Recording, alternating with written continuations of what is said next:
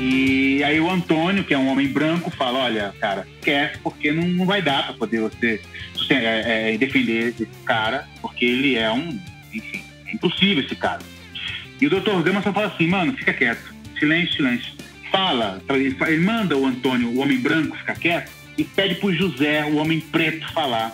Eu gosto muito dessa cena porque, primeiro, ela é um pouco o momento histórico que nós estamos vivendo, assim, sabe? É o momento da Europa, ou pelo menos da teoria do mundo da Europa se calar, e a gente ouvir um pouco a arte. Por isso que eu gosto tanto dessa cena.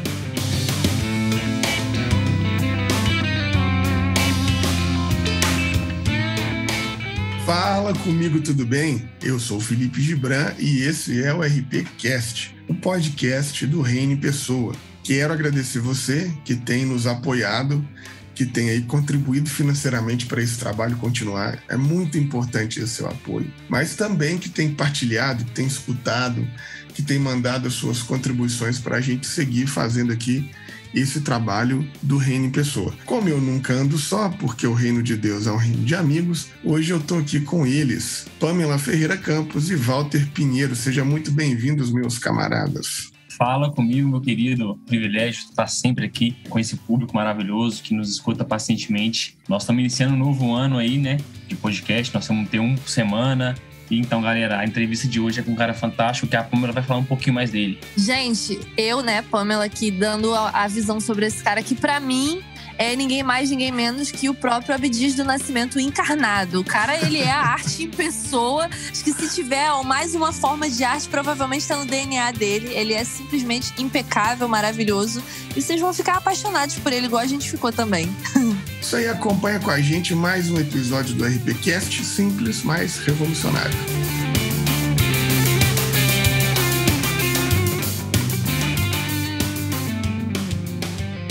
Hoje nós estamos tendo a oportunidade, o privilégio de bater um papo aqui com César de Mello Araújo. César é uma dessas figuras que a gente fica impressionado com o tanto de coisa que faz e faz bem. Ele é ator, ele é cantor, apresentador, compositor, ilustrador. E que coisa maravilhosa, né? A gente tem o privilégio de ter aqui.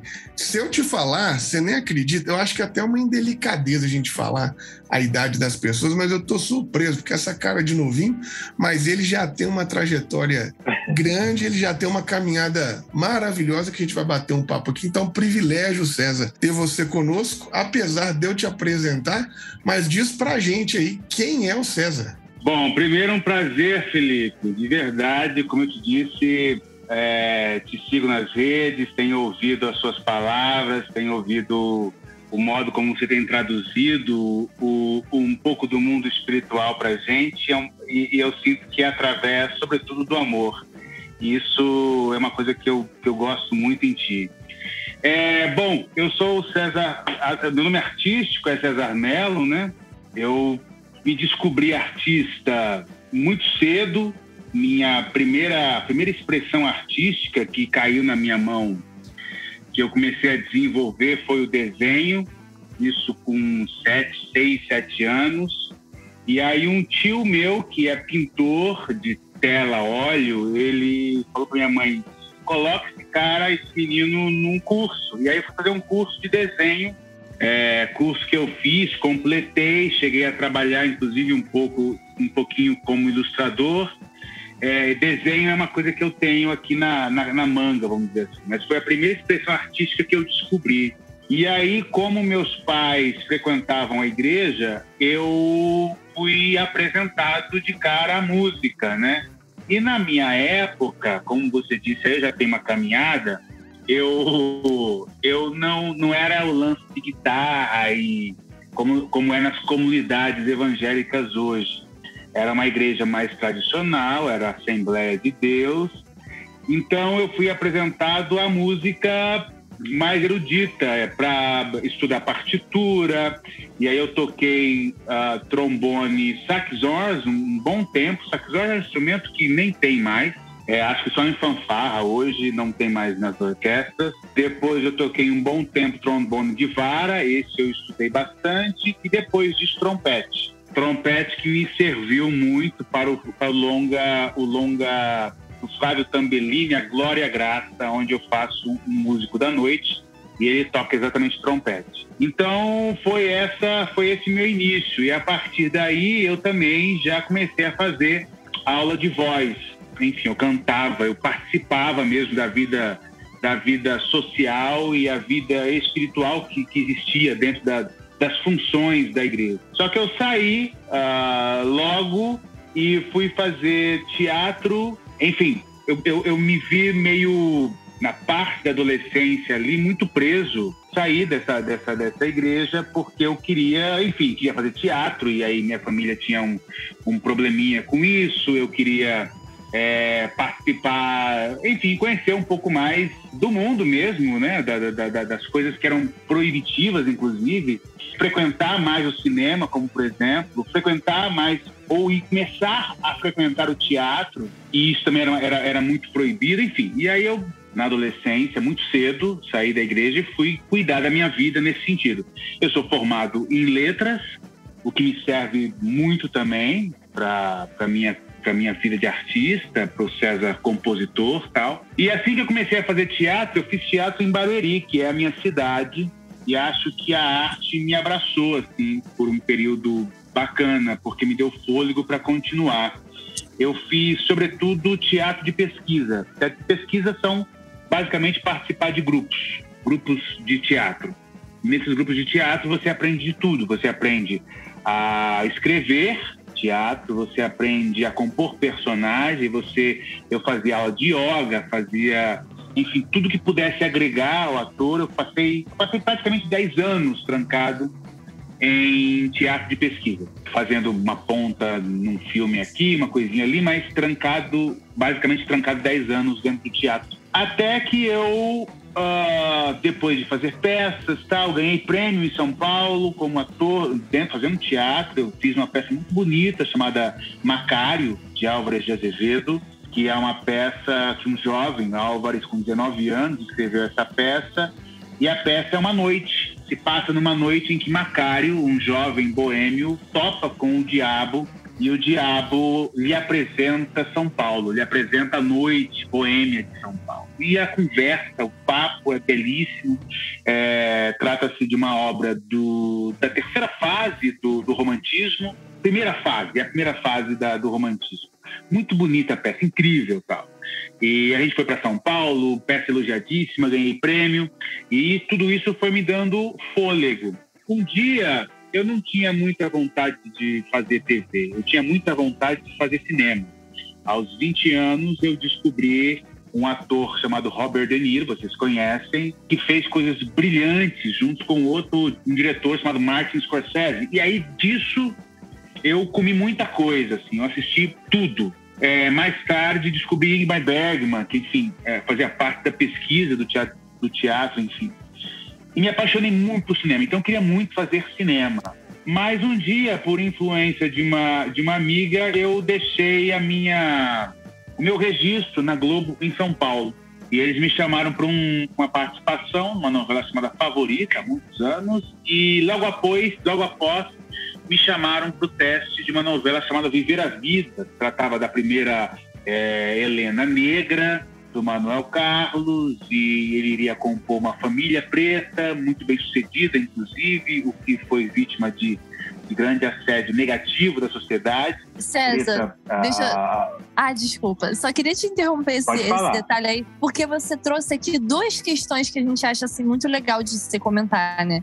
E aí eu vou voltar um pouquinho na conversa, quando você falou sobre a sua experiência, né, na igreja, que te abriu esse universo, né, da música também. Mas, ao mesmo tempo, eu sinto que rolou uma repressão, né? A gente aqui que é de igreja, né, eu e o Gibran, a gente também canta e tal, tem esse rolê, né, dentro da igreja. E pra gente também teve esse tipo de experiência. A criatividade sendo um pouco limitada por causa de um fundamentalismo, né, de uma mentalidade onde tem cultura santa e tem culturas que não podem ser aproveitadas por ter algum tipo de critério pecaminoso. criminoso. E aí, assim, eu fico imaginando como é que deve ter sido pra você nesse momento, né? Porque também teve uma rede de afeto ali, mas você teve que abrir mão pra poder seguir seu sonho, né? Dentro dessa arte, né? Você veja só que era tão fechado, na verdade, era tão absurdamente fechado que nem se tratava de uma repressão em relação a coisas que, segundo eles, não eram consideradas sagradas. Mas, por exemplo, eu não sei quantos anos vocês têm. Eu não sei se vocês conhecem, por exemplo, A Voz da Verdade, que é um conjunto que fez muito sucesso na década de 90. Nossa, meu pai é fã, mas tão fã. Eu sou fã. Eu sou fã, Abel. Hoje eu separo a obra do artista, né? E aí,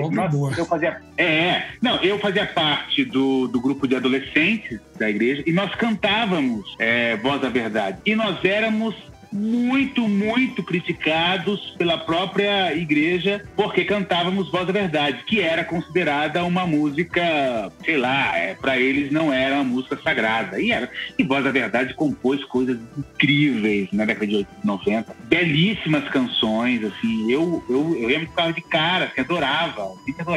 Então nem se tratava no fato de realmente de fazer coisas que não eram consideradas deles, eram coisas deles que eles mesmos criticavam. Nessa época, guitarra ainda era um certo problema, era preferível violão. A João Alexandre, que era um cara que eu amava assistir, eu fiz parte do segundo SOS da Vida. Eu vi o João Alexandre lá no início fazendo um show incrível, voz e violão, cantando aquelas canções incríveis dele. E aí eu queria fazer isso na igreja. Eu queria cantar João Alexandre, eu queria cantar a Voz da Verdade. E isso era um terror na época. Porque eu acho assim engraçado que a igreja tem de fato infelizmente, essa questão mais dogmática, que é fundamentalista, que tolhe a gente. Mas assim, essa é uma vertente constante. Todas as vezes que a gente fala com alguém que vem do universo das artes, é impossível não identificar um pezinho na igreja. Você vê assim, por pior que seja, principalmente da comunidade periférica, da galera da periferia e tal, a igreja às vezes é aquele único espaço de entretenimento, de arte, de contato com o instrumento. Então, é uma faca de dois gumes mesmo, né? De um lado cercia, mas de outro também possibilita, né? Uma aparição de uma veia artística, uma coisa nesse sentido, né? Você tem a ideia de que você vai estudar música, você vai ser inserido no canto, você vai se especializar, ser um bom trompetista ou qualquer outra coisa, enfim, um bom músico, mas tudo isso precisa servir necessariamente àquela comunidade e nada mais. Esse é o problema, né? Só que assim que você é apresentado ao mundo da arte, obviamente o mundo da arte ele expande você e ele não diminui, ele não achata você, ele faz o contrário, né?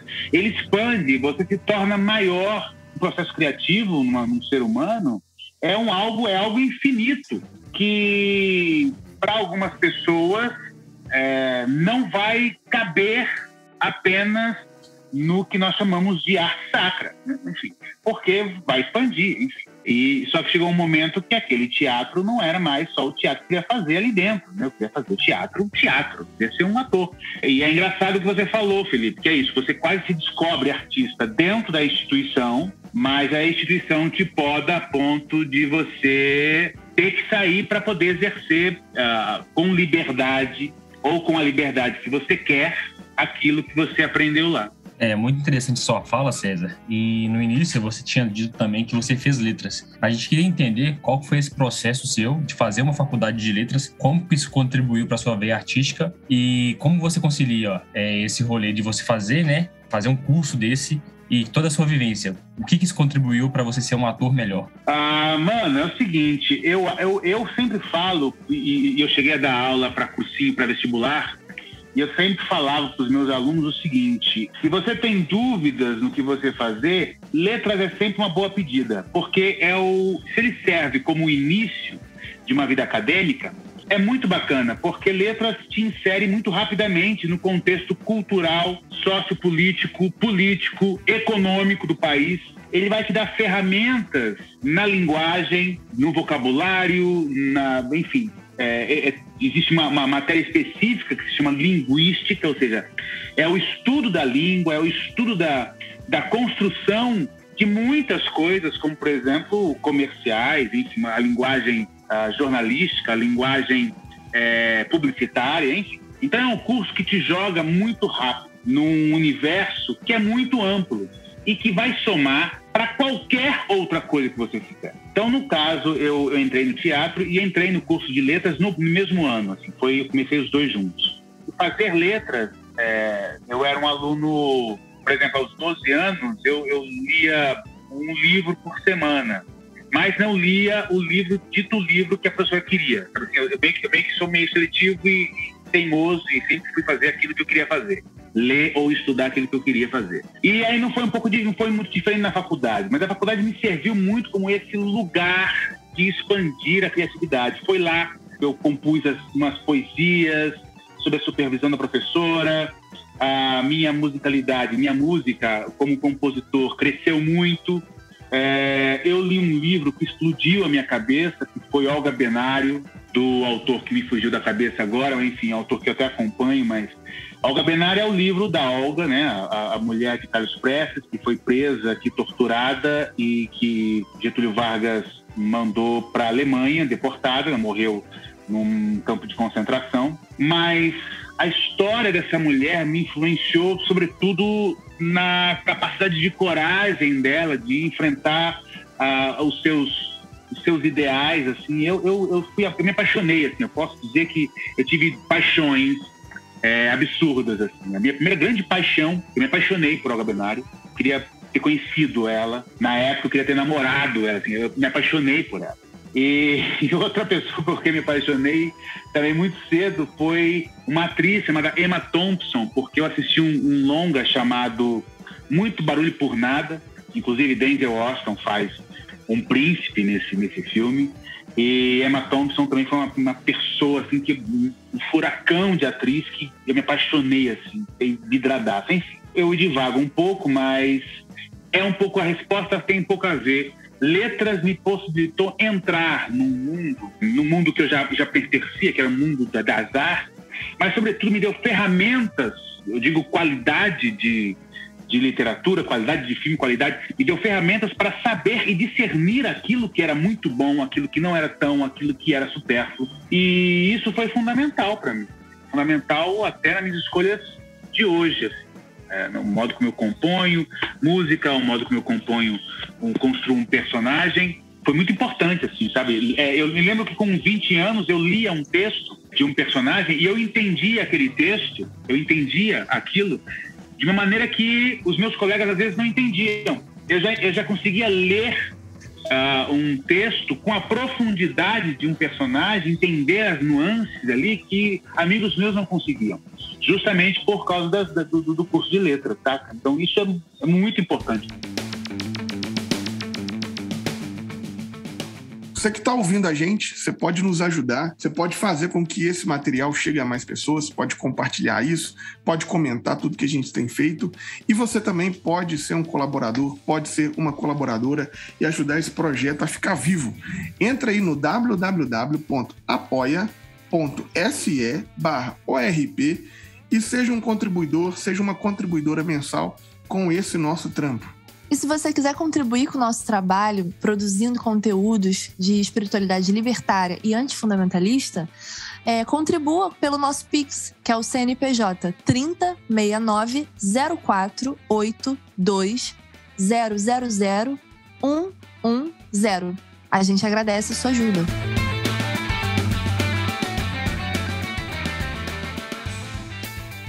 Você tem uma carreira marcante, né? Você já ganhou, inclusive, vários prêmios, novelas, fez até musical da Broadway.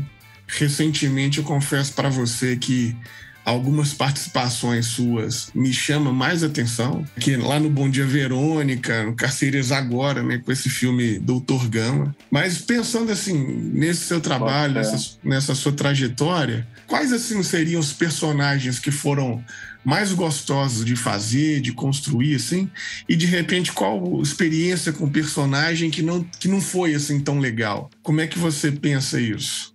Mano, Eu tenho 3 personagens, dentre os vários personagens, que, por estarem inseridos dentro de um contexto muito maior, eles têm uma importância para mim, assim. Então, o primeiro é o Chico, de Lado a Lado. É uma novela que eu fiz, escrita pelo João Ximenes Braga, Cláudia Lage, supervisão do... me esqueci agora, enfim.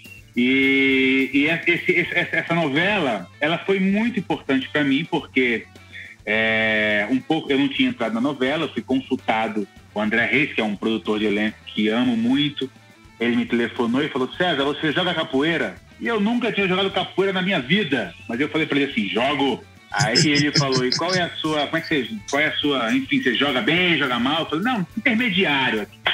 E aí ele falou: então tá bom, então vou te apresentar para um personagem aqui na Globo, vamos ver se rola, tá bom? E aí eu não sabia ainda se ia rolar ou não, mas isso foi numa sexta, na segunda eu estava inscrito num curso de capoeira. E assim foi, eu fiz 2 meses de capoeira. Depois de 2 meses, ele me ligou e falou: César, você tá na novela, gostaram de você, aprovado, fechou, bora trabalhar. E aí eu já tinha 2 meses de capoeira, e aí eu fui fazer a novela. Essa novela foi linda, foi um marco na minha vida. Porque me trouxe respeito, sobretudo na casa, dentro, sabe, na esfera artística. Me acrescentou muito, aprendi muito. Essa novela, eu tenho que até falar que foi, assim, um achado, porque eu sou professora de história, né?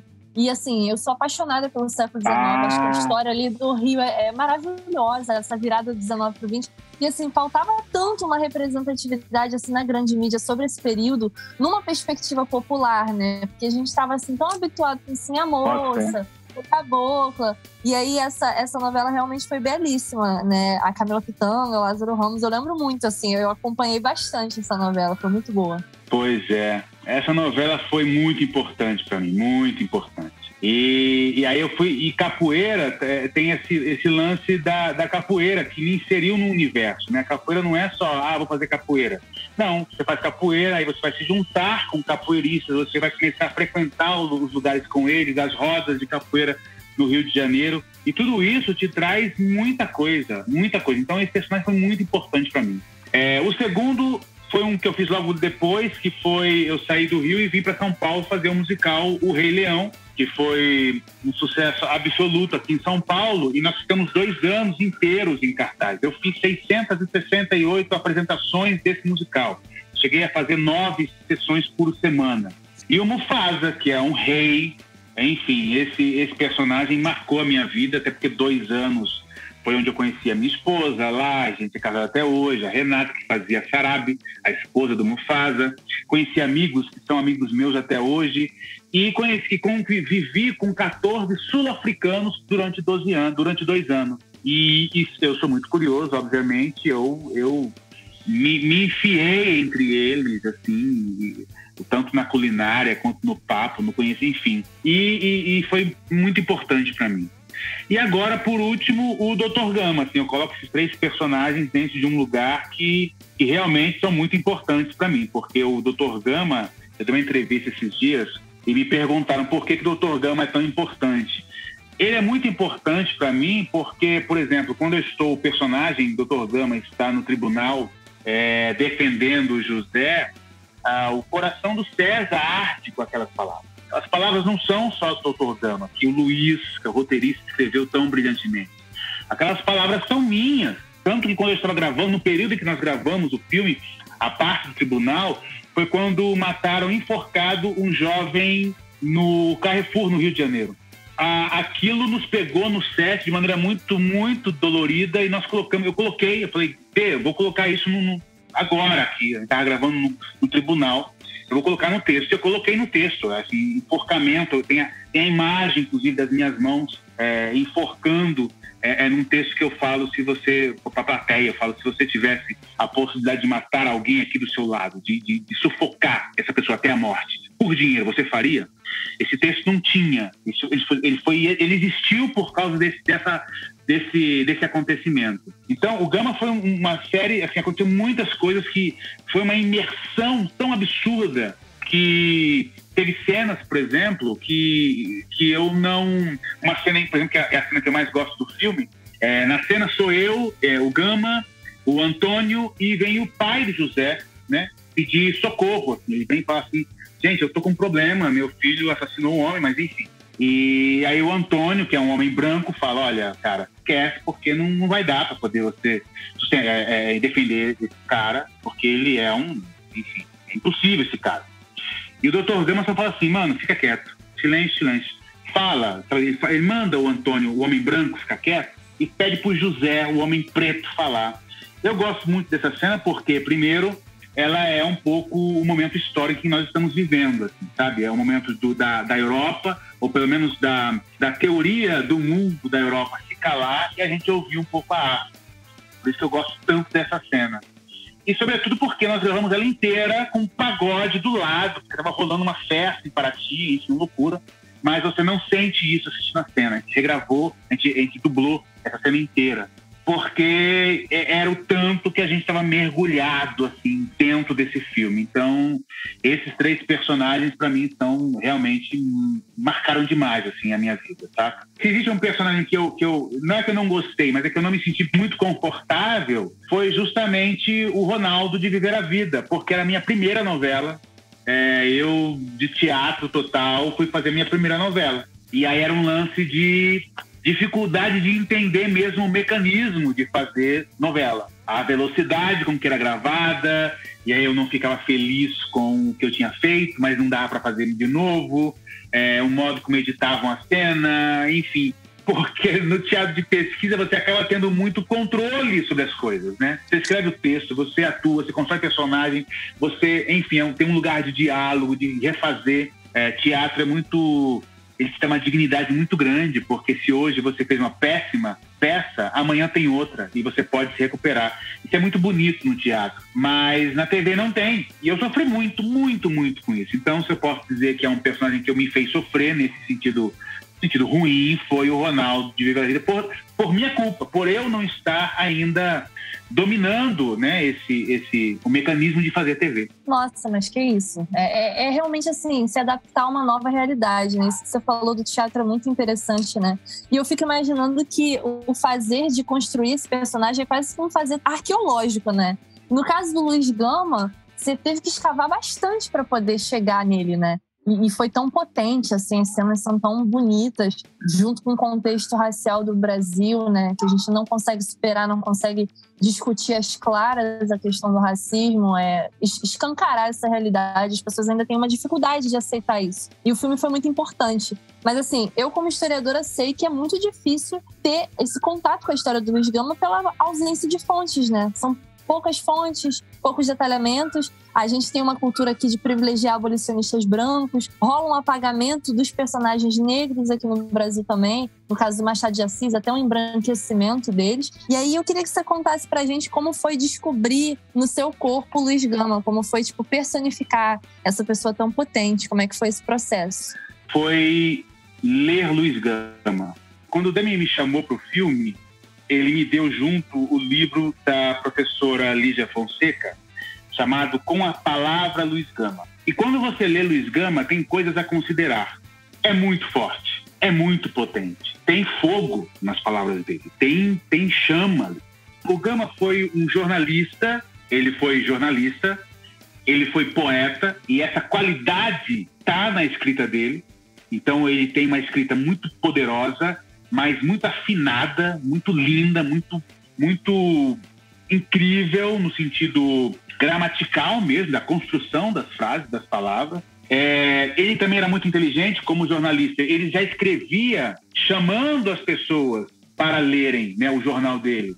E já chamando as pessoas para o conhecimento da causa, do que ele estava tratando naquela semana, naquele tempo. Então, a primeira coisa a considerar foi assim, quando você lê Luiz Gama, você quase toca ele, você quase consegue ver ele, de tão forte, de tão potente que é. Você consegue ver uma pessoa, e essa pessoa, ela é muito forte, ela tem um lugar de esse fogo interno muito forte. Então, a primeira coisa que eu pensei foi, eu preciso disso, eu preciso desse fogo, eu preciso dessa força, eu preciso dessa chama dentro de mim, eu preciso dessa linguagem, dessa capacidade dele de falar dessa forma. sem soar, obviamente, antigo ou antiquado. É um filme de 2021, falando de uma época, mas referenciando 2021. Então eu li Dr. Gama muitas vezes. Eu li o livro várias vezes. Eu li no meu quarto, em voz alta, muitas vezes, porque eu fiquei sempre imaginando que se eu soubesse, se eu pudesse ter noção de como ele construía o pensamento dele na escrita, eu poderia construir nas minhas falas, no texto que já tinha ali, e que eu fui acrescentando coisas no texto do Luiz, no roteiro, porque tinha essa liberdade do dele. Então a primeira coisa foi essa. Teve um caminho espiritual muito forte, muito grande. Eu chamei as minhas duas avós para estarem comigo, minha avó Olívia e minha avó Francisca. Minha avó Francisca, inclusive, mãe do meu pai, nasceu na Bahia em meados de 1910, 15. Então foi muito importante para mim ter a minha avó Francisca comigo, minha avó Olívia. São duas mulheres pretas, com ancestralidade africana e indígena muito forte, e que me acompanharam, tanto me acompanharam, que quando eu cheguei em Paraty, eu estava tão imbuído do Dr. Gama, assim, da mensagem dele no meu corpo, porque eu já tinha feito bilhões de coisas, já tinha me encontrado com a Marina Nunes, que faz a minha esposa no filme, e ela me deu esse Gama marido, Gama pai. Eu já tinha lido os livros bilhões de vezes, já tinha decorado o texto, já tinha escolhido a música para me acompanhar, porque eu sempre escolho uma música para me acompanhar no processo todo, e nesse período foi o Hans Zimmer, com uma música chamada Intersection, e eu boto meu fone e esqueço de tudo e fico ali. É quando eu tenho paz e privacidade no meu set, sempre com a música. Enfim, eu estava tão imbuído de tudo isso que quando eu cheguei em Paraty é uma cidade muito ruim. Energeticamente foi horrível para mim. Eu estava na cidade nova, beleza. Quando eu pisava o pé na cidade antiga, eu ficava mal, era ruim, meu corpo era... Enfim. E eu caí doente durante as gravações. A minha coluna não aguentou, minhas costas não aguentou. Eu construí um personagem que é uma árvore na minha cabeça. Ele era uma árvore porque ele tinha muitas coisas nas costas dele, mas ele não envergava.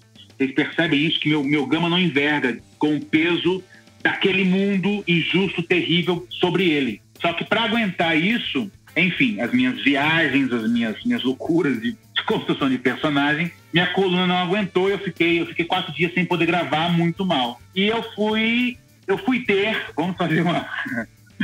falando igual a Bíblia, eu fui ter com um homem que é fisioterapeuta, mas também é espírita, e foi um encontro lindo, foi um encontro maravilhoso. Eu cheguei lá e ele falou: 2 mulheres já me disseram que você ia vir para cá, eu não conseguia andar, eu cheguei lá sem poder andar, e aí ele falou coisas que só eu sabia, que só eu entendia. Foi um encontro lindo com esse homem. Ele me explicou um pouco da energia da cidade de Paraty. É uma cidade onde chegava ouro, então é uma cidade muito carregada de bandido, de assassino, de matança, de crueldade, tanto que essa herança espiritual está lá na cidade ainda hoje. Entre 2017 e 2015 e 2018 morreram mais de 7 pessoas, se enforcaram, 7 suicidas se enforcaram na cidade de Paraty. Isso não é normal, não é comum.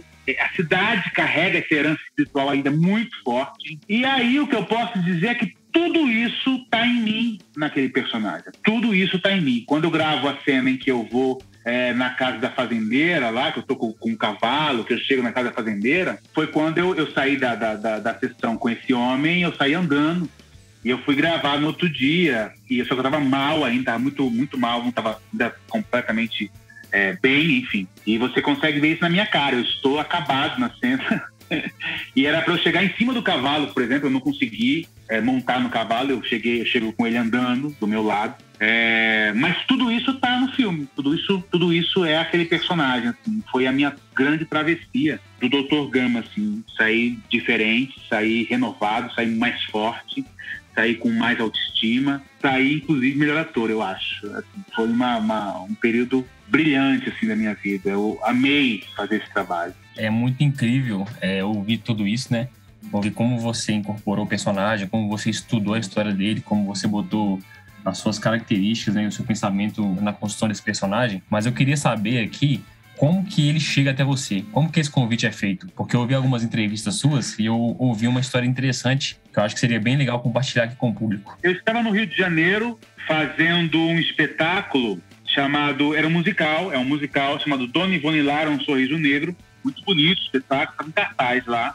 E aí meu agente me ligou e falou, olha, tá rolando um teste pro filme Dr. Gama, quem vai dirigir é o Jefferson D, e claro que eu já conhecia o Jefferson D, e aí, enfim, só que tem um teste aqui pra você, e é um teste pro personagem chamado, eu esqueci o nome do personagem agora, que é o pai do José, Santos, é o Santos.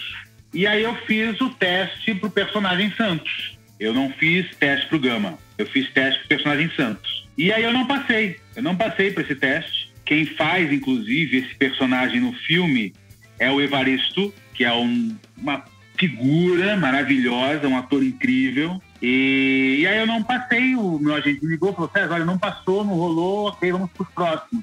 Eu terminei a minha temporada do Dona Ivone Lara no Rio de Janeiro, vim para São Paulo para passar o final de ano. Tô indo para minha mãe, com a minha esposa, já para passear e tal. Me ligam, assim, tipo, estão procurando o Dr. Gama de novo, porque o ator que é o Fabrício Boliveira não vai mais. E aí alguém me ligou e falou, César, estão procurando o Dr. Gama. Aí, enfim, demorou pouco tempo pro meu agente me ligar, falar, olha só, tá rolando o teste de novo, enfim. E aí eu falei, é isso aí, já fiquei sabendo, bora mandar esse texto aí. Me mandaram um texto, era um trecho do tribunal para fazer e outra ceninha lá. Eu fiz aqui na minha sala o teste, gravei, self-tape, né? Minha mulher gravando aqui, eu fazendo o texto aqui. E mandei no outro dia já para eles. E aí o que a produtora me disse, e o Dê conta inclusive isso em várias entrevistas, que ele é uma figura, ele fala que quando viu a minha cena, ele se emocionou muito. E o Luiz, que é o autor da cena, do roteirista, também se emocionou muito. Assim, ele disse, ali enfim, é esse cara. E aí foi isso, me chamou para uma reunião, depois disso o Dê me chamou para uma reunião, eu cheguei na casa dele, ele fala, quando você entrou na minha frente, assim, eu falei, cara, é ele mesmo. E aí foi assim. A gente sentou, a gente conversou muito, ele me falou o que ele queria do filme, o que ele queria com o personagem, o que ele estava pensando sobre esse longa, e a gente acertou ali um pouco da direção que ele queria, né? Ele queria um herói. Tanto que o roteiro original tinha a vida inteira do Dr. Gama. Tribunal, depois ele sofrendo de diabetes. A gente gravou muitas outras cenas que não foram pro filme, enfim. Até a morte dele, que era o enterro em São Paulo, que parou São Paulo. Até porque não era uma cena tão viável financeiramente, porque isso é muito caro para fazer. Ele cortou o filme no tribunal, onde nós temos lá o filme. Ele cortou ali não só pelo dinheiro, mas também porque ele não queria. Assim, meu herói não vai morrer. O meu herói não vai morrer. O Gama não vai morrer. E é isso, assim. Foi esse o processo, assim, para fazer o longa. Resumidamente. Cara, é engraçado, assim. A gente até já bateu um papo sobre isso, né? Meu primeiro filho chama Caetano Luiz e obviamente, o Luiz dele é em homenagem aos grandes Luizes que eu acho que são do Brasil, que é o Luiz Gonzaga, o Luiz Gama e o Luiz Inácio, né? Então, é uma homenagem. Mas a gente realmente quase não vê. Eu não lembro dos meus tempos de escola. Aliás, eu fui conhecer o Luiz Gama depois de velho, já de formado na universidade, né? Porque eu sou advogado, porque havia uma comoçãozinha do AB de reconhecê-lo como advogado, que o fez agora, inclusive, né? Mas, assim, será que você poderia dizer pra gente, assim, meio que de uma forma resumida e tal, um pouquinho da história do Luiz Gama, pra quem tá ouvindo que também não conhecer esse personagem do Brasil, que é fantástico? Boto fé. Bom, Gama, ele é um jovem, um menino que nasceu de uma mãe livre. Essa mãe, por algum momento, e assim, existem dados que sinalizam de que ela era uma revolucionária, ela fazia parte das grandes revoluções que houveram na Bahia. Por algum motivo, esse homem, o pai do Dr. Gama, que era um português, homem branco, vende o Dr. Gama. Isso já é comprovado, porque o Gama mesmo fala isso. Ele foi vendido pelo pai como escravo para pagar a dívida. E aí Gama vem andando da Bahia para São Paulo como escravo. Chega aqui, vai trabalhar numa casa de um senhor que comprou ele. Esse senhor tem um amigo que chega e que influencia o Gama na escrita e na leitura. Gama aprende a ler, a escrever, consegue se identificar ou identificar dentro da sua postura, da sua carreira, a sua vida, perdão, o fato de ser um homem livre e consegue a própria liberdade assim. Ele não salta disso para ser advogado, obviamente. Ele foi polícia em São Paulo. Ele foi um policial, ele foi um meganha por um bom tempo na cidade de São Paulo. E ele mesmo fala que esse foi um período muito importante na vida dele, que foi quando ele foi para a rua, né? Um policial para a rua ver a matança dos homens e das meninas, das mulheres pretas, né? dos meninos pretos. Enfim, coisas que nós hoje lutamos. Gama também deu de cara com isso lá aos 20 e poucos anos, até os 26 anos, como policial nas ruas. Ele viu muita coisa, o tratamento da polícia em relação à vadiagem, aos escravos que não tinham as suas alforrias ou seus documentos em mãos, como eram tratados, enfim, a pobreza, a miséria, né? Como eram delegadas ao nada essas pessoas. Então, tudo isso, dentro a vida dele, né? Ser vendido como escravo, ser livre, ser vendido como escravo, conseguir a própria liberdade, ser policial em São Paulo em aproximadamente 1856, 55, enfim. E depois ele começa a frequentar as aulas de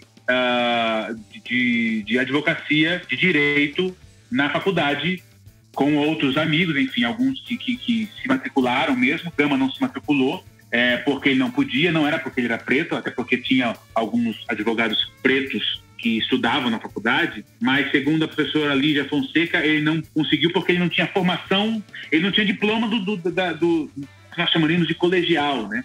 Ele aprendeu a ler e escrever, mas ele não era formado na escola, então ele não tinha como entrar na faculdade, porque ele não tinha como provar com documentação que ele tinha feito o ginásio, que nós chamamos de ginásio, que eu não tenho a menor ideia como chamava antigamente. Porque naquela época, se você tivesse suficientemente conhecimento para advogar, mesmo que você não fosse, você poderia provar isso e ganhar o título de rábula, que é o que a gente em inglês chama self-taught lawyer, ou seja, uma espécie de advogado autodidata. E assim ele foi. Ele foi um advogado autodidata, um rábula, e que com esse título, né, ele fez muita coisa. Aí tem que ler Luiz Gama para entender a grandiosidade do que ele já fez, de quem ele já conseguiu defender. Ele tirou da condição de escravo mais de 500 pessoas, e isso não parece ou a gente acha, não. Ele realmente tirou mais de 500 pessoas, e isso é provado nos cartórios do interior paulista, onde ele advogou, e muitas dessas pessoas ele conseguiu fazer isso justamente com a lei de 1832, que era a lei que proibia chegar escravos, o Brasil receber escravos, né? O Brasil fez uma lei, porque a Inglaterra pressionou o Brasil, falou, tem que acabar com a escravidão, e aí em 1832 a gente faz uma lei que proíbe a chegada de escravos no Brasil. Só que foi uma lei acertada politicamente para inglês ver, ou seja, e aí nasce o termo para inglês ver, que foi depois de 1832 até 1884, foi o período que mais desembarcou negros para serem escravos aqui no Brasil. Gama utilizava justamente essa lei, ou seja, a ilegalidade da condição do escravo, para libertar essas pessoas. Então existia, além do camarada ser um escravo, ou seja, estar numa condição subhumana, existia o fato desse camarada estar escravo ilegalmente, até para os termos da escravidão, porque ele tinha chegado no Brasil depois da lei de 1832. Então, com essa jurisdição que ele criou, ele conseguiu libertar mais de 500 pessoas. Dr. Gama, ele se tornou um grande orador, um grande escritor, um homem pai, muito fiel à sua família, fiel às suas causas, marido. Ele se tornou um grande abolicionista. Ele influenciou Nabuco, que nós reverenciamos. Ele influenciou Rui Barbosa, que nós referenciamos, e tantos outros. Ou seja, esses homens são influenciados por Dr. Gama. E quando o Dr. Gama morre, ele era um grande orador. Temos dados que quando ele falava, os discursos dele eram notados em São Paulo. Jornalista, sempre, desde cedo, entendeu o mecanismo da mídia ao seu favor. Você vê isso lendo ele, as cartas que ele escreve para os doutores de terra, os donos dos escravos. É brilhante, e como ele usa o fato de ser jornalista, de ter jornal, né, o Diabo Coxo, para fazer humor e para chamar as pessoas ao conhecimento. Enfim, quando ele morre, ele para São Paulo. Foi um dos maiores eventos da cidade de São Paulo. Claro que nós estamos aqui computando uma São Paulo muito menor, uma vila, então a gente coloca dentro dos parâmetros reais. Parou São Paulo, a morte do Dr. Gama, Luiz Gama, morreu de diabetes, e a partir disso é exatamente o que foi falado aqui. Ele foi completamente apagado da nossa história porque não servia aos ideais de embranquecimento que foi instituído no Brasil, não servia aos ideais da miscigenação, da cultura da miscigenação, que era pregoada no Brasil, e do apagamento da escravidão, né? Quer dizer, Rui Barbosa, inclusive, foi um dos grandes defensores do apagamento da queima de documentos da existência, que provavam a existência da escravidão no Brasil, das condições dos escravos. Isso é tão louco que os ingleses têm dados de quando os ingleses chegaram aqui e viram a crueldade com que os portugueses tratavam os escravos, eles se espantavam. E isso é um dado muito absurdo, porque a gente tem e a gente sabe o quanto os ingleses são também nojentos, foram cruéis com os países os quais eles subjugaram. Então, assim, é esse homem. O Luiz Gama é esse homem, assim, um homem justo, num mundo completamente justo, que faz da vida dele um legado desse tamanho, brilhante. Nossa, sensacional isso que você trouxe, César, porque a gente vê que é um apagamento institucional nessa escravidão para poder justificar lá na frente dizendo que não teve. E hoje a gente também vê, apesar das narrativas da galera, né, um esforço também para apagar a potência desses personagens na cor deles, né, na raça deles. E eu queria muito que você dissesse um pouco pra gente qual é o seu panorama, né, como artista negro hoje no Brasil, vendo que tá tendo essas obras, né, dirigidas por pessoas negras, como é que você vê essa perspectiva de futuro brasileira com a arte preta, né, reverenciando aí esses personagens históricos negros que fizeram parte do Brasil? O que eu falo sempre é que esse movimento faz parte de um movimento que é muito maior, né? Você vê um grande movimento na literatura, você vê um grande movimento na academia, onde o preto agora não é mais objeto de estudo, o objeto voyeur do estudo branco, aquilo que nós reverenciávamos sobre o conhecimento da África escrito por brancos. Não, o preto hoje está na universidade escrevendo sobre ele, falando sobre a África, e mesmo que ainda não sendo africano, a relação é completamente diferente, porque existe o corpo negro agora falando sobre ele, a periferia está falando sobre a periferia. Fanon está sendo falado por um homem preto. O maior especialista hoje sobre Fanon no Brasil é um homem preto, não é um homem branco. Nós temos um movimento muito grande no direito, né, no pensamento do homem negro dentro do direito. Nós temos um grande movimento na moda, a moda com as cores, a moda com a África dentro da gente. Nós temos um grande movimento cultural na música, isso aí isso vem desde sempre. Então, assim, quando eu chego na frente do Jefferson B, ele fala, olha só, tem esse filme, uma das coisas mais importantes que eu falei para ele foi, existe esse movimento, o movimento de tudo isso, e agora o movimento que perpetua ou que continua no cinema. E eu só posso dizer uma coisa, eu quero fazer parte disso. Eu quero ser um homem do meu tempo. Eu sempre falo que o Gama, ele é fruto do meu sim, porque quando o D falou, você quer fazer o personagem? Eu falei, eu quero fazer.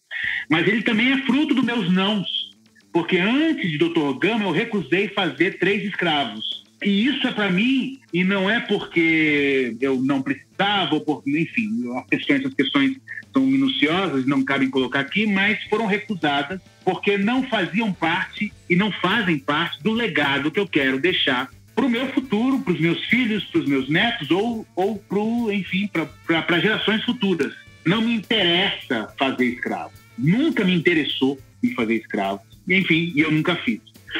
Se você prestar atenção nos meus personagens, São personagens, na mais sua maioria, que se vestem bem, que falam bem. E eu também faço personagens. Acabei de fazer um personagem super da perifa, falando humano, dentro de uma perspectiva muito importante, que era a Suzana Lira, uma diretora incrível, um set todo feminino, falando sobre feminicídio numa série para Fox. Isso foi, assim, para mim é brilhante. Mas, enfim, eu tento prezar por isso. Enfim, e os meus personagens, se você olhar a minha carreira, tem rei, tem dono, tem senhor, tem doutor, e isso é fruto de escolha também. Então faz parte daquilo que eu quero fazer, daquilo que eu quero, do modo como eu quero ser visto. E, enfim, juntando isso com o meu CD, com a minha música, o meu último CD chama-se Ela é Afro, o meu desejo é justamente o fato de, se alguém quiser saber o que eu penso sobre o mundo, a minha vontade é falar, vai ver os personagens que eu estou fazendo, vai ver a música que eu estou fazendo,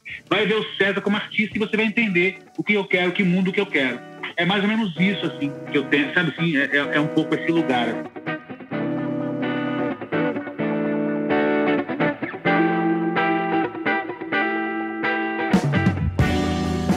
Esse podcast é um oferecimento da editora Recriar, que tem produzido vários conteúdos a respeito de teologia libertária, ciências da religião e outros temas. Dá uma conferida no catálogo deles, você vai se impressionar com a quantidade de material produzido por intelectuais evangélicos, cristãos e de outros segmentos religiosos. Esse episódio tem um apoio e oferecimento da Faculdade Unida de Vitória, que é uma das maiores polos teológicos do Brasil. E não só teologia, a Faculdade Unida de Vitória tem vários outros cursos que você pode entrar lá e conferir se algum desses cursos aí é o que chama a sua atenção, que faz a sua vocação, que você pode estudar tanto à distância, como semipresencial. E nós estudamos na Faculdade Unida, fazendo a nossa teologia lá. E é um curso que a gente super recomenda, porque de fato vale muito a pena. Faculdade Unida de Vitória tem produzido talvez o melhor conteúdo teológico do Brasil. Nós também temos uma parceria com a editora Saber Criativo, que publica os melhores livros sobre teologia latino-americana do Brasil, com a nossa querida amiga Regina Fernandes, uma das maiores teólogas da América Latina e que faz um trabalho impecável. Além disso, nós temos uma parceria também com a Academia Cristã, uma editora que se preocupa em trazer o melhor da teologia acadêmica e traduz vários grandes autores conceituados, como James Dunn, Jürgen Moltmann. Então vai ser um melhor lugar para você fazer suas pesquisas acadêmicas mais sérias.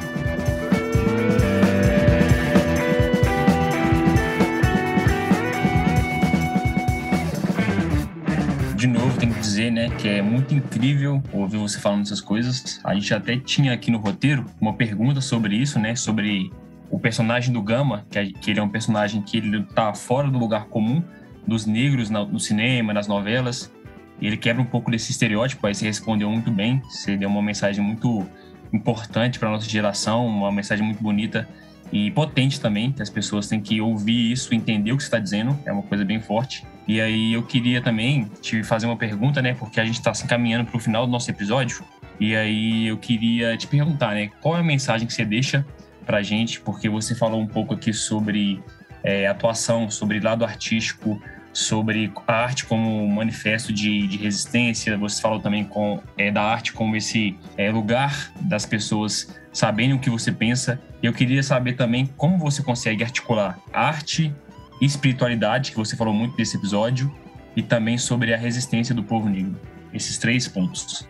Mano, eu fui descobrindo o modo como eu... Existe uma frase no filme As Aventuras de Pi. Tem um personagem que fala assim: a fé é uma casa de muitos quartos. E o que eu acho é que eu tive que descobrir, eu fui descobrindo qual era o meu quarto. Acho que a religião, ela é a tinta que pinta a casa, sabe? Assim, ela pinta a casa, depois de um tempo ela pinta de novo, depois de um tempo ela pinta de novo. E aí quando você vai olhar para casa, tem 14, 15 camadas de tinta, e você tem que tirar toda essa tinta para poder ver o bloco, sabe? Ver a base da casa, ver o que a casa era no início. Eu acho que foi um pouco esse processo na minha vida, descobrir qual era o meu quarto. A fé é uma casa de muitos quartos, porque eu saí desse lugar evangélico, que era muito restrito, é muito restrito, é muito preconceituoso, é muito autossuficiente, ou seja, nós estamos salvos, o mundo está perdido, ou seja, tem esse lugar de separação, nós e eles, muito claro, e eles não entendem justamente aquilo que eles pregam. Porque existe uma frase na Bíblia que fala assim: pregai o evangelho a toda criatura. Evangelho é amor. Então prega o amor a toda criatura. Quem crer e segundo esse pensamento for salvo, então é maravilhoso se quem crer, ou seja, o que é da sua conta? Pregar o evangelho a toda criatura. Não é da sua conta o resto. O resto é quem crer e segundo essas leis for salvo, vai ter o seu lugar lá no paraíso. Quem não quiser aceitar vai estar condenado. Ou seja, não faz parte do seu métier dizer quem vai ou quem não vai ser condenado. E a igreja se apropriou desse lugar do ditador, do juiz, e ela hoje julga e condena com uma facilidade assustadora. E aí eu fui descobrindo esse lugar, sair desse lugar de dor, de olhar essa igreja embebida dentro, né, essa mensagem tão linda, essa mensagem tão genuína, essa parede limpa, quando você tira todas as 200 camadas de tinta, é tão linda, mas aí existem essas camadas do mercado da fé que pulverizaram hoje o evangelho no Brasil de maneira horrorosa. Então eu fui sempre esse camarada que foi tentando encontrar o meu lugar de me conectar com Deus, de falar com Deus, de falar com os meus ancestrais. E isso quem me dá foi muito literatura, não bíblica, obviamente, porque uma das coisas que mais prejudicam o cristão, na minha opinião, é ele apenas ler Bíblia, ou quem escreve para a Bíblia, sobre a Bíblia, porque isso tende a deixar você, obviamente, encalacrado nunca. Sem expandir visões ou possibilidades do evangelho, do amor e do espiritual. A minha esposa é uma mulher muito espiritualizada também, então assim, tem um lugar de conversa, de entender Deus, de entender o amor, de entender a vida, a nossa espiritualidade dentro desse mundo espiritual que existe e é real, enfim. E eu tenho experiências com fé em Deus, assim, que são assustadoras, assim, são que só eu sei, assim, o quanto Deus fala comigo, assim, o quanto Ele já me direcionou e me direciona, coisas claras, assim mesmo, assim, tipo, de falar comigo, olha, essa semana vai acontecer isso, essa outra semana vai acontecer isso, coisas muito especiais, assim, sabe? Eu tenho experiências com Deus de maneira muito especial e que são incompreendidas a qualquer pessoa que frequenta a igreja e que delimita o espaço de salvação à congregação, né? Enfim, não vai entender nunca mesmo. Eu acho que como homem artista preto, tem esse lugar da escolha, tem esse lugar do que eu quero. Obviamente que eu negocio com a minha necessidade financeira, isso é claro, mas tem um lugar do que eu quero e eu vejo com muito otimismo, assim. Eu acho que daqui uns 50 anos a gente vai justamente falar sobre o modo como o streaming revolucionou o homem e a mulher preta no streaming, né? na TV, nas séries, enfim. Cara, é engraçado, assim, quando... Engraçado não, acho que foi uma expressão ruim. É triste, na verdade. Ouvir você falando, porque essa sua fala, infelizmente, ela reproduz muito desse nosso ambiente religioso, né? Eu tive um privilégio de pensar nessa lógica da fé, da religiosidade, da espiritualidade, por um outro viés. Então, por exemplo, assim, acho que o Rubem Alves é uma coisa que influencia muito a minha vida, e uma das falas dele... O Rubem Alves é maravilhoso! Eu amo o Rubem Alves! Rubem Alves foi um camarada que Deus colocou aqui para traduzir muita coisa pra gente. Cara, Rubem E aí eu lembro de uma fala dele, César, que é assim: como eu já não tô mais preocupado com o céu e com o inferno, agora eu gasto a minha vida para tentar fazer esse mundo aqui ser melhor, saca? Então, assim, hoje a minha espiritualidade tá muito pautada nessa pegada, sabe? E aí, nesse aspecto, eu fico vendo que homens e mulheres como o Gama, por exemplo, que a gente falou dele aqui o tempo todo, mas a gente poderia falar de tantos outros, Carolina Maria de Jesus, a própria Olga Benário que você está falando, então, quanto essas pessoas sinalizam muito mais o reino de Deus do que qualquer outra coisa, né? Mas eu pra gente fechar, eu não poderia te fazer uma pergunta que eu acho que ela é latente para mim, assim, que eu queria ouvir muito de você, porque você é um cara muito consciente e tal. É diferente ser ator preto e ser branco no Brasil? Tem diferença para isso? Como é que você enxerga? Porque eu vejo você agora, né, assim, eu olhando para você, eu vejo... Eu não sei nem como é que a gente explica isso do ponto de vista da interpretação e da arte, né? Mas se eu fosse traduzir para futebol, eu falaria assim que eu tô vendo você na Série A, né? Você tá entre os grandes do nosso país. Então, você neste lugar agora, como que você olha para essa trajetória, para essa caminhada e me diz assim, ser preto e ator, é a mesma coisa de ser branco? Como é que funciona isso? Cara, vamos fazer uma continha legal? Olha só. Uma continha que vou até pegar uma calculadora, peguei aqui. Então vamos lá. Vamos pegar nos últimos 20 anos só, tá bom? Só os últimos 20 anos. Então, nos últimos 20 anos, a gente tem, vamos lá, a gente tem uma novela das 6, a novela das 6, ela tem 6 meses, então durante 20 anos, 10 anos, nós temos 20 novelas das 6, certo? Durante, vamos por aqui, 6, 2 por ano, vezes 10 anos. Estamos 20. Opa, 20. Em 20 anos, 40, certo? Sim. Novela das 7, são 7 meses, então a gente pode pôr 40 mais 38 novelas das 7, mais 30 novelas das 8. A gente pode colocar mais novelas das 11, então a gente coloca mais 10 novelas das 11 aqui. Não estou colocando casos especiais, não estou colocando séries, só estou colocando as novelas, tá? Sim. Então, nos últimos 20 anos, vamos colocar aqui 120 novelas. Se nós temos 120 novelas, nós temos 120 casais protagonistas, certo? Pelo menos. Nós temos 240 atores, 240 personagens, 120 personagens masculinos para fazer o herói e 120 personagens femininos para fazer a mocinha. Durante esses 20, vamos colocar homem agora, durante 120 personagens dos últimos 20 anos, nós temos, o Lázaro fez 2 personagens, a gente vem para 118, e a gente tem o Fabrício, que fez 1, a gente tem 117, e a gente tem um outro ator, que eu esqueci o nome agora, que é, enfim, mas é 116. Tá.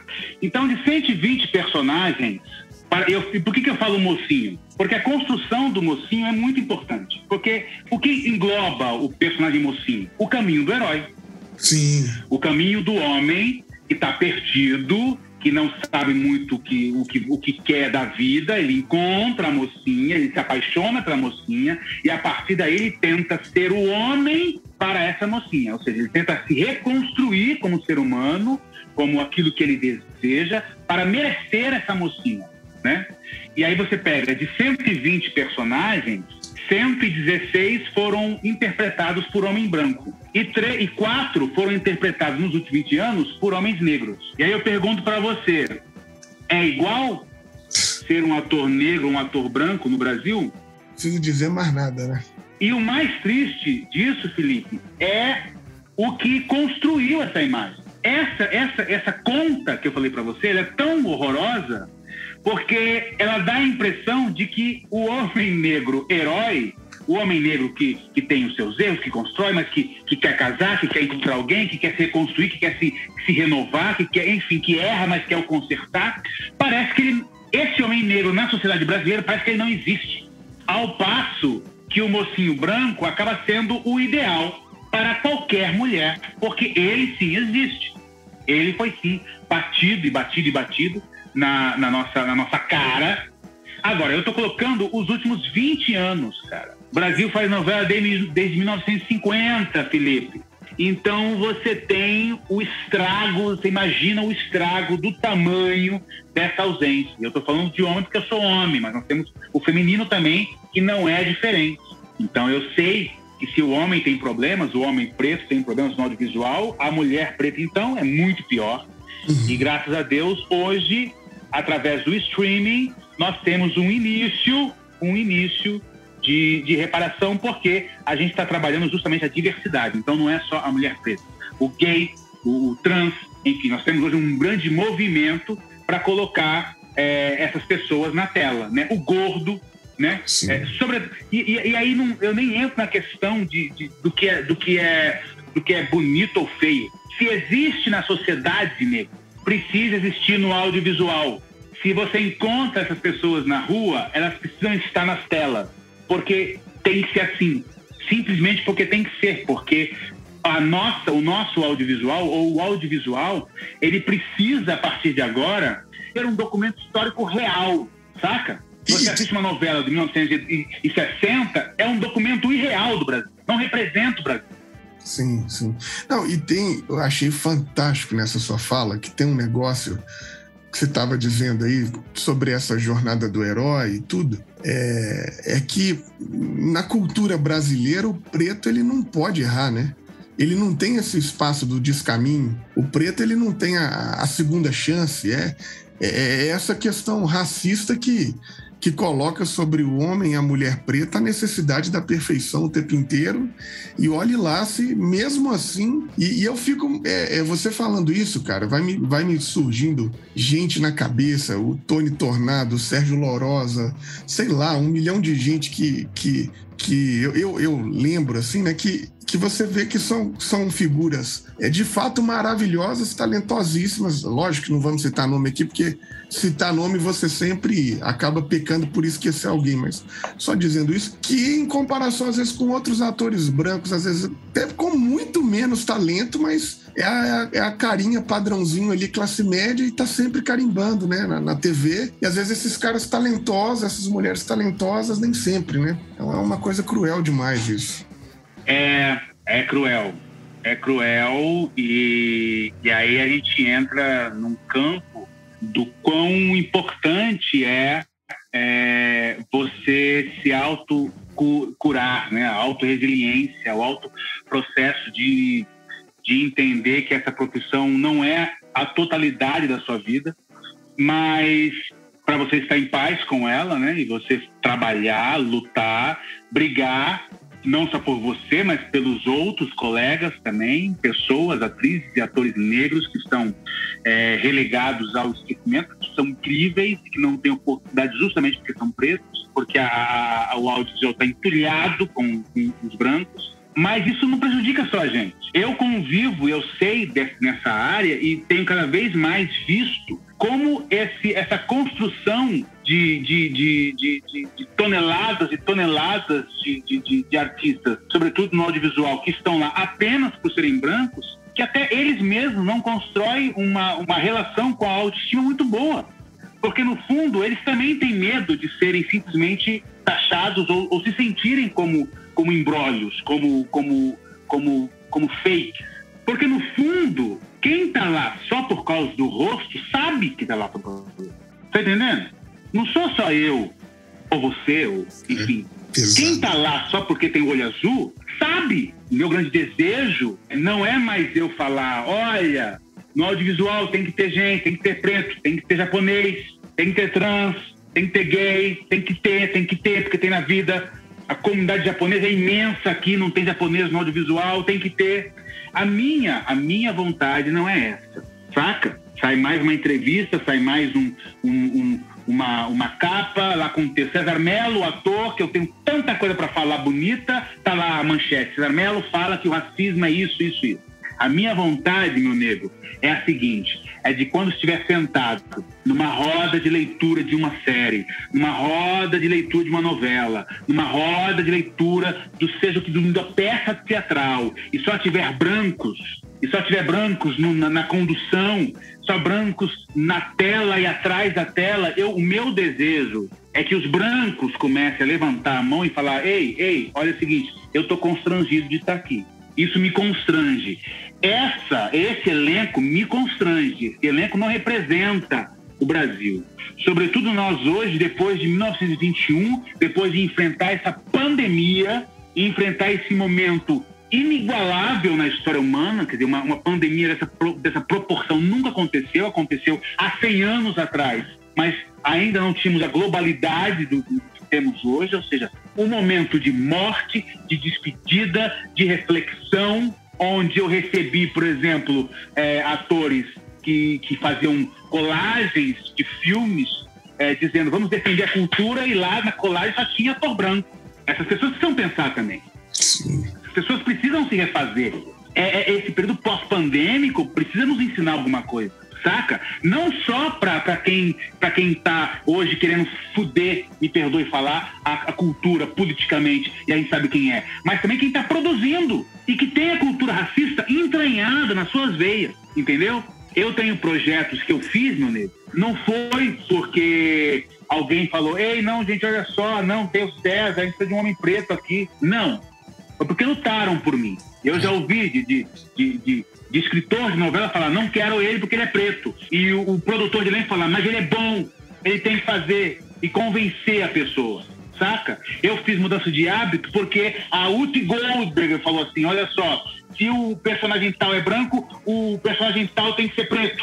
O Jackson tem que ser preto. Foi por isso que eu fui contratado para fazer mudança de hábito, saca? O Rei Leão, a mesma coisa. É um elenco majoritariamente preto. Eu tenho inúmeras. Você, enfim, seria quase uma conversa mais particular, mas eu tenho inúmeros exemplos para falar para você, bicho, que eu não ia fazer tal coisa. E eu fiz justamente porque alguém falou, ei, é institucional. O streaming, nego, é institucional. Tem que ter diversidade. E eu acho que essa onda, né? Que inclusive, com todas as dificuldades, mas a gente vai vendo as novas gerações com cabeças mais oxigenadas, eu acho que isso vem e tá engolindo esse nosso mundo. Por isso que esse fundamentalismo no mundo inteiro tá muito extremado, porque tá sofrendo as últimas dores ali dessa galera que tá pensando com uma cabeça mais aberta, que tá engolindo no consumo do conteúdo, no streaming, igual você tá dizendo, no YouTube, no Netflix. Então eu acho que esse nosso mundo, graças a Deus, tá com dias contados, né? Eu acho que tá passando por um processo de oxigenação. Mas, nego, não vou tomar mais o seu tempo, agradecer demais por esse papo, por você estar com a gente aqui. Foi, para mim, um papo riquíssimo. Estou muito feliz, muito alegre de te ouvir, de ouvir você contando a composição de tudo isso. Assim, me sinto realizado, cara. Uma pena que aqui é pela internet, que não dá para pedir um autógrafo, porque eu queria um autógrafo. Não, mas muito obrigado por esse papo, por estar conosco, cara. Fiquei muito honrado mesmo e valeu demais. Velho, mano, você tá ligado que a deferência é recíproca, respeito muito, mano. Então, se você quiser bater papo, vamos bater papo. Pra mim tá tudo certo, adoro conversar. E fico feliz que, de alguma forma, as minhas escolhas tenham reverberado aí no seu coração de maneira bonita. Que bom. Um grande abraço aí, brigadão mesmo. Tamo junto. Beijo pra você, privilégio, querido. Muito obrigado. Beijo, César. Obrigada por tudo. Você é gigante. Imagina. Obrigado a vocês. Um beijo enorme pra vocês todos.